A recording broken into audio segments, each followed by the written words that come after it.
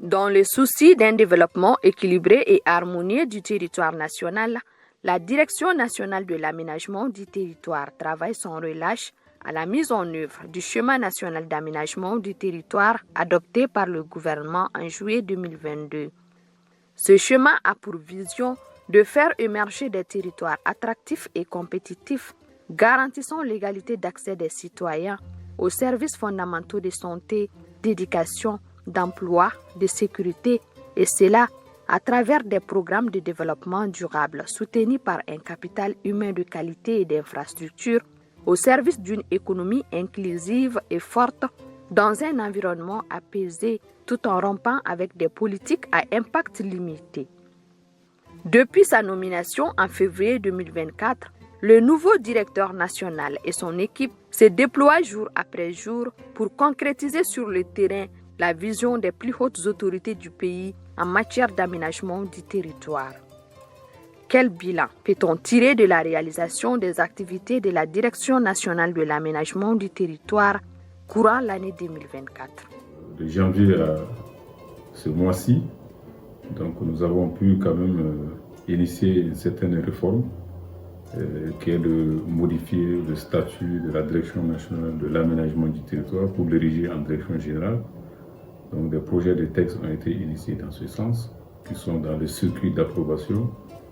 Aussi, nous avons aussi pu appuyer un certain nombre de collectivités territoriales, notamment des communes, dans le cercle de Kita et Yanfouila, et aussi Nyoro, donc dans le cadre de leurs outils de planification spatiale appelés schémas. Nous avons pu également appuyer d'autres conseils régionaux. Naturellement, 3 régions ont pu bénéficier de l'appui de la direction. Il y a la région de Ségou, et la région de Koulikoro et la région de Sikasso, pour faire le point sur la mise en œuvre des schémas régionaux d'aménagement du territoire. Donc nous avons aussi pu initier d'autres réformes qui sont toujours en cours. Il s'agit des réformes concernant les normes en matière d'aménagement du territoire. Nous avons également appuyé les collectivités villes pour les outils de planification spatiale urbaine. Donc il y a les villes de Kéniéba, Koutiara, Duela, donc qui ont aussi pu avoir notre appui dans ce sens, puisque nous assurons le secrétariat technique du comité d'évaluation des schémas d'urbanisme. Dans ce cadre, on a pu appuyer plus de 4 communes dans ce sens. Nous avons également pu commencer la mise en place du système d'information géographique. À cet effet, un certain nombre d'outils ont été mis en place. Il s'agit des atlas. À cet effet aussi, nous avons pu engager une collecte de données auprès d'un certain nombre de services. Nous avons aussi, en tout cas, pu faire des outils de communication pour le schéma national. Une fiche de collecte, une fiche d'information sur le schéma a été faite, le schéma national. Nous avons pu faire aussi des magazines sur l'aménagement du territoire. Nous avons en tout cas aussi couvert toutes les activités que nous avons pu mener à travers la division communication. Nous avons également contribué au niveau sous-régional à l'élaboration d'un certain nombre d'outils et aussi au suivi et à la mise en œuvre de certains outils aussi sous-régionaux. Donc le premier outil, c'est le schéma de développement de l'espace régional, SDR, de l'UEMOA. Donc nous avons pu organiser des sessions de suivi de cet outil-là. Nous avons aussi participé à la validation du schéma d'aménagement transfrontalier intégré du bassin du fleuve Sénégal. Nous avons aussi participé aux travaux d'actualisation du schéma de développement intégré de l'espace, en tout cas appelé IRSAEL, donc qui regroupe un certain nombre de collectivités, un certain nombre de pays, le Mali, le Niger et le Burkina Faso. Sous l'autorité du directeur national, les chefs de division et bureaux préparent les études techniques et les programmes d'action concernant les matières relevant de leur domaine de compétences. Durant l'année 2024, la division politique d'aménagement du territoire a réalisé un certain nombre d'activités. Et ces activités peuvent être regroupées sous des rubriques suivantes. Donc il y a la réforme de la Direction nationale de l'aménagement du territoire, qui consiste à la transformer en une direction générale. Il y a la tenue des sessions du Comité national du suivi du schéma de développement de l'espace régional UEMOA. Il y a également la mise en place des dispositifs institutionnels de mise en œuvre et de suivi et évaluation du schéma national d'aménagement du territoire. Nous avons également préparé et exécuté des missions d'appui à la mise en œuvre des schémas régionaux d'aménagement du territoire. Et également, nous avons travaillé à la mise en place des normes en matière d'aménagement du territoire, à l'institutionnalisation du visa de localisation. Et nous sommes en train également de réfléchir sur la mise en place des mécanismes de financement de l'aménagement du territoire. Il y a également la remise des schémas communaux d'aménagement du territoire pour un certain nombre de communes. Chargé de l'élaboration des outils de suivi-évaluation au plan sectoriel et spatial, le Bureau suivi-évaluation a exécuté les activités ci-après. Courant 2024, les activités réalisées par le Bureau suivi-évaluation se résument essentiellement aux travaux réalisés par le Comité national d'évaluation technique des schémas directeurs d'urbanisme et des plans d'urbanisme sectoriels. Ainsi, le bureau a eu à appuyer la direction dans l'organisation et la tenue des sessions des membres du Comité national d'évaluation technique pour la validation des rapports provisoires des schémas directeurs d'urbanisme des villes de Bougouni et de la commune rurale de Kaladougou, notamment Dioïda. Après ce travail, le bureau a eu à également travailler avec les membres de la commission de suivi qui a pour mission de vérifier la prise en compte effective des observations formulées par les membres sur les différents documents. C'est ainsi que la commission de suivi a eu à plancher sur la vérification des observations sur le rapport provisoire du SDU de la ville de Koutiala.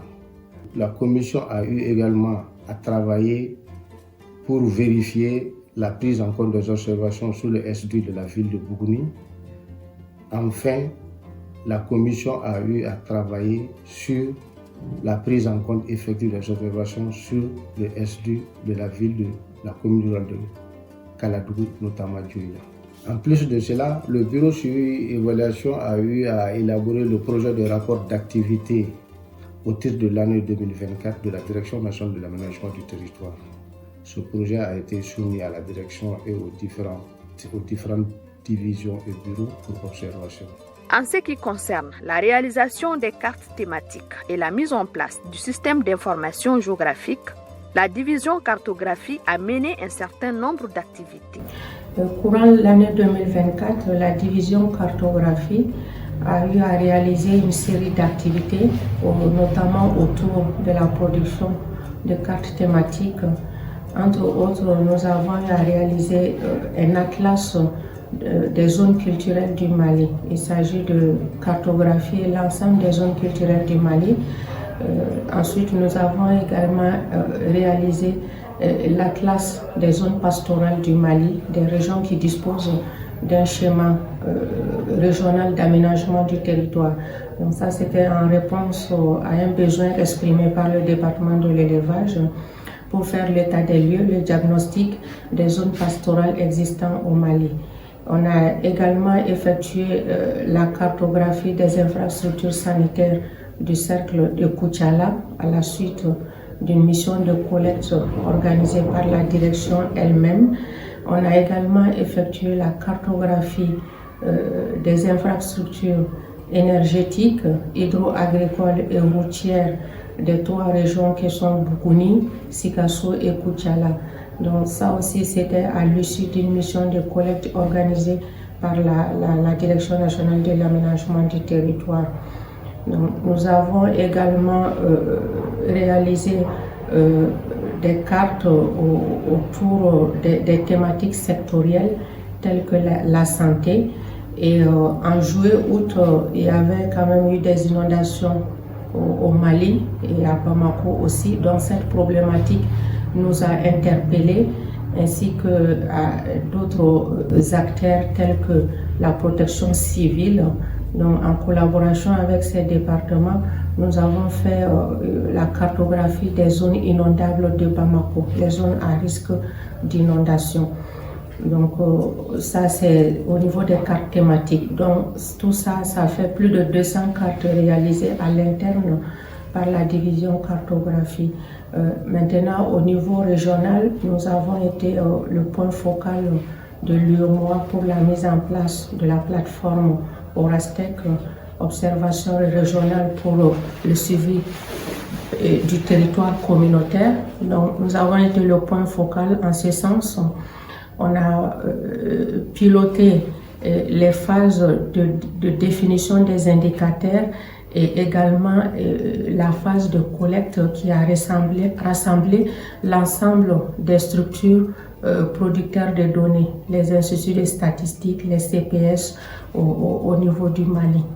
Dans sa mission de collecte et d'analyse des données sectorielles, le Bureau d'accueil, de documentation et d'informatique n'est pas resté en marge de la réalisation des activités. Nous avons commencé comme programmé à faire une activité de collecte dans le district de Bamako. Sur 2 activités de collecte programmées, on a eu à faire quand même celle concernant le district de Bamako, qui consistait à récupérer les données thématiques sectorielles auprès des structures clés, et afin de nous permettre d'alimenter et mettre à jour notre base de données documentaire et puis la base de données sur l'aménagement du territoire. On a aussi assuré une formation sur le montage et édition vidéo du personnel de la Direction nationale d'aménagement du territoire. Nous avons procédé à la récupération et à l'entretien de certains matériels informatiques, notamment 11 machines récupérées, 2 imprimantes et un scanner. Ils ont aussi été récupérés. Nous avons été associés dans l'exécution de certaines activités menées notamment par certaines divisions. D'importantes réalisations sont à l'actif de la division formation et communication. À la division formation et communication, les activités que nous avons eu à réaliser courant l'année 2024 se résument ainsi. D'abord, en termes de formation, nous pouvons retenir la formation du personnel sur la gestion électronique du courrier, la formation du personnel sur la cartographie et la formation du personnel en montage et édition vidéo. Je tiens à vous préciser que presque toutes ces activités ont été assurées à l'interne par les cadres de la direction. Concernant le côté communication, pour la visibilité, vous savez, la communication est l'un des volets sur lesquels a beaucoup misé la nouvelle direction. À ce titre, le directeur national a été l'invité de plusieurs plateaux, notamment celui de la radio nationale à travers l'émission Débat de la semaine et ceux de la télévision nationale à travers les émissions L'invité de la semaine et Aoubedi, en précisant que cette dernière émission a été animée en langue nationale Bambara. Alors, concernant les reportages vidéo, depuis la formation du personnel en montage et édition vidéo, presque la totalité des activités de la direction ont fait l'objet d'un reportage. Nous pouvons comptabiliser la cérémonie de l'installation des membres du Comité national de suivi de la mise en œuvre du SDR IEMOA, les ateliers techniques d'appui à la mise en œuvre des schémas régionaux d'aménagement du territoire de Ségou, Koulikoro et Sikasso, l'atelier technique national de l'Orastec, la remise des SCAT de Djoumara Koussata, Falea, Korerakori, Senko et Bouloufuta, et la deuxième session du Comité national de suivi de la mise en œuvre du SDR IEMOA. Concernant l'article de presse, toutes ces activités que je viens de citer et bien d'autres ont fait l'objet d'articles de presse. Concernant la page Facebook, nous avons une page Facebook qui s'appelle Direction nationale de l'aménagement du territoire et qui est permanemment animée. Nous avons un compte YouTube intitulé Direction nationale de l'aménagement du territoire sur lequel nous partageons régulièrement les vidéos de nos différentes activités. Au-delà de ces 2 réseaux sociaux, nous avons également un site web qui est denat.gouv.ml où vous trouverez nos actualités et une grande documentation sur la direction en général et sur l'aménagement du territoire en particulier, mais aussi sur les guides, les textes de loi, les politiques, les décrets et aussi sur les schémas tels que le SNAT, les STRAT, les SAD et les SCAT. Sans être exhaustive, sur notre site, vous aurez accès à des cartes thématiques produites par la direction et aussi une panoplie de photos et de vidéos de nos différentes activités. Nous avons réalisé un magazine qui retrace la vie de la Direction nationale de l'aménagement du territoire, de sa création à nos jours, en passant en revue son organisation et ses missions. Nous avons également réalisé un documentaire sur le schéma national d'aménagement du territoire. Et enfin, nous avons également réalisé une interview du directeur national de l'aménagement du territoire dans lequel il revient sur les enjeux de l'aménagement du territoire au Mali, le schéma national d'aménagement du territoire, sa vision et ses perspectives. En plus des activités réalisées du plan d'action 2024, la Direction nationale de l'aménagement du territoire a participé à d'autres actions d'envergure. En plus des activités programmées dans le plan d'action, la Direction nationale de l'aménagement du territoire a réalisé plusieurs autres activités en hors programme. Il s'agit notamment de la participation aux séances de travail, aux ateliers, aux réunions avec les autres structures techniques et des prestataires. La DNAT a aussi participé aux séances de travail avec des consultants traitant des questions d'aménagement du territoire. Mieux, nous avons aussi participé à beaucoup de réunions interministérielles au niveau du secrétariat général du gouvernement. Il faut noter que toutes les activités citées par les divisions et les bureaux CIHO n'ont été possibles que grâce à une certaine coordination, une synergie d'action et surtout une complémentarité entre la direction, les divisions et les bureaux. Cependant, il faut noter que la mobilisation des ressources financières reste la principale difficulté rencontrée au cours de l'année 2024. Et cela est dû notamment à la crise multidimensionnelle que traverse notre pays en ce moment. Qu'à cela ne tienne, grâce à l'engagement du personnel, grâce à l'engagement de la direction, nous avons pu réaliser beaucoup d'activités et aujourd'hui, on peut affirmer que le bilan de la mise en œuvre de ces activités est assez satisfaisant. Quelles sont les perspectives pour l'année 2025? En termes de perspectives, il faudra noter qu'on va poursuivre la dynamique. Les réformes engagées vont se poursuivre. Nous allons aussi poursuivre l'appui aux collectivités territoriales. Concernant les projets d'élaboration des schémas, ça va se poursuivre. Nous allons en tout cas aussi normer l'aménagement du territoire. Donc en poursuivant la validation de ces textes, il y aura des ateliers qui seront prévus pour pouvoir en tout cas avoir l'avis de tous les acteurs impliqués. Et aussi, nous devrons aussi nous renforcer en termes de capacité, d'équipement, de personnel. Donc cela aussi va se poursuivre. Nous voulons aussi bénéficier d'autres expériences de certains pays. Si nous parvenons à mobiliser des ressources en tout cas conséquentes, nous allons en tout cas faire des missions de partage d'expériences dans certains pays qui sont en avance en matière d'aménagement du territoire. Donc nous allons aussi initier des ateliers d'élaboration participative des cartes pour pouvoir faire des cartes thématiques et aussi poursuivre la collecte des données. Et la mise en place du système d'information géographique aussi va se poursuivre parce que c'est un exercice en tout cas permanent, qui va aussi concerner non seulement la finalisation de la maquette et aussi la mise en ligne de cet outil précieux pour le suivi des dynamiques territoriales. Nous allons aussi, en tout cas, si les moyens nous permettent, aller vers d'autres acteurs pour pouvoir en tout cas initier des schémas sectoriels. Au Mali, il manque beaucoup de schémas sectoriels, alors que le schéma national, il est déjà là. Donc nous devrons en tout cas démarcher, nous avons l'intention de démarcher les secteurs, par exemple le secteur des transports, le secteur de la santé, donc pour pouvoir outiller ces secteurs-là de schéma sectoriel, ce qui permet la mise en cohérence du schéma. Donc nous voulons aussi en tout cas initier un projet un programme, en tout cas, d'investissement prioritaire concernant la mise en œuvre du schéma. Donc, nous sommes toujours en discussion avec l'UEMOA, donc pour pouvoir établir une convention qui va nous permettre d'aller dans ça. Aussi, nous ambitionnons, en tout cas, de construire aussi notre siège, de continuer à mobiliser les ressources, pour pouvoir mettre en place ce siège-là digne de ce nom.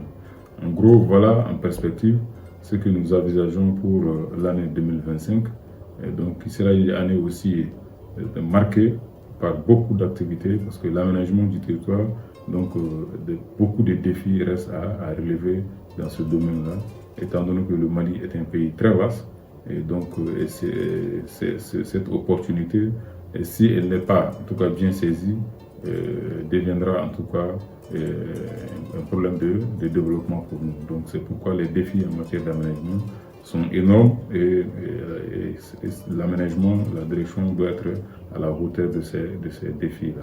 Donc beaucoup de missions seront attribuées si le projet de texte qu'on a initié qui concerne la direction générale de l'aménagement et de l'attractivité. Nous allons aussi engager des stratégies pour pouvoir en tout cas rendre nos territoires attractifs. Donc à cet effet aussi, nous allons aussi initier des outils de marketing territorial. Donc c'est de nouvelles réflexions, aussi finaliser la mise en place des zones de développement aussi.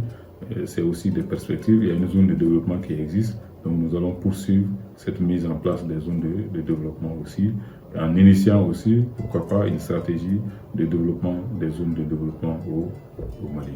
Donc voilà ce que, en tout cas, nous envisageons de faire. Rappelons que depuis l'installation du nouveau directeur, beaucoup d'activités ont été réalisées. Mais il reste encore des défis à relever pour l'année 2025.